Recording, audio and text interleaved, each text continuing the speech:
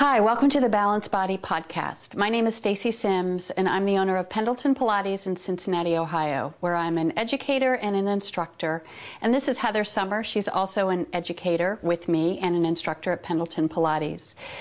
Today we're going to talk about C-curve. Often I'll hear in the community that people say, well, I can't do Pilates because it hurts my neck.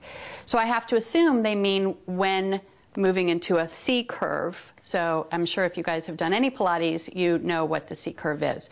But what we want to do is we want to slow everything down a second and really look at the position of the neck in the C-curve so that we keep the tension out of the neck.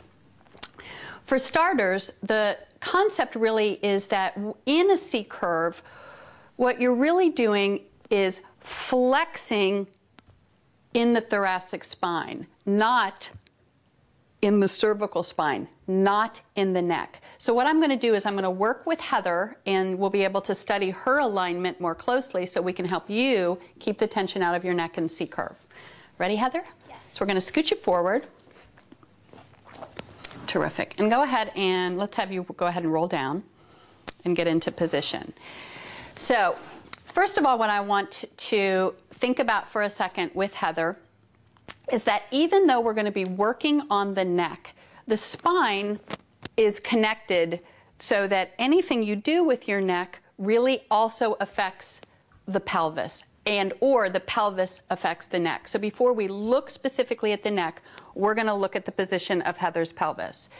So essentially what we want to make sure that happens is that when Heather comes up into her C-curve, and I'm just going to have you elevate your head for a second, the tendency is for the pelvis to change position. And so oftentimes we think of this as an imprinted spine.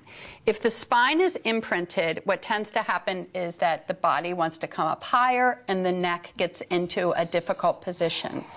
So what we're going to work on, and we'd like to help you work on at home, is to keep your tailbone pressing down, keep the pelvis organized in this position with the abdominals pulling in. Alrighty, so you can go ahead and lie back down.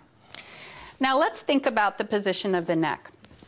First of all, the head weighs anywhere from, depending on your size, about 10 to 13 pounds.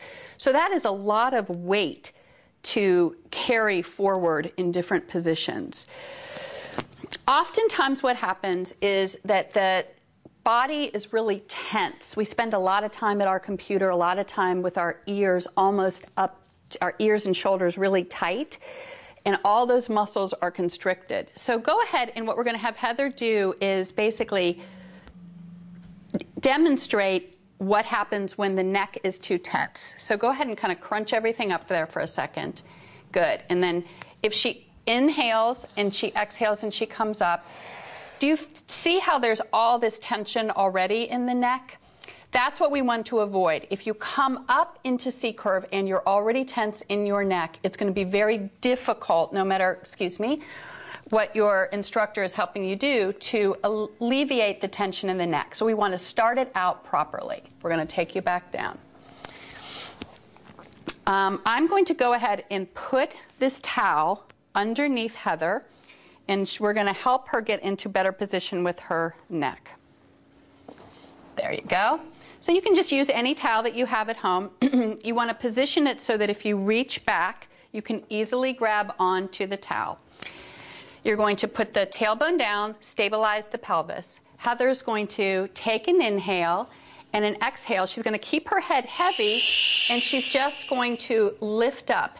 So do you see how the towel is cradling her neck? If you can see, there really isn't, I'm going to give you a little opening here, there really shouldn't be any tension in the neck. And really what's happening is the rib cage is gathering together, and the deep abdominals right here at the upper part of the abdomen are working really hard. And if she lets the towel go, basically she should be able to move her head and neck around, so there should be no tension in the neck. The gaze is probably going to be at the knees or even a little lower. If she gazes to the ceiling, it's the 10 to 13 pound head is now giving way too much tension on the neck. So if she lowers her gaze, moves her head around, lifts the crown of the head to the ceiling, she's going to be in good shape.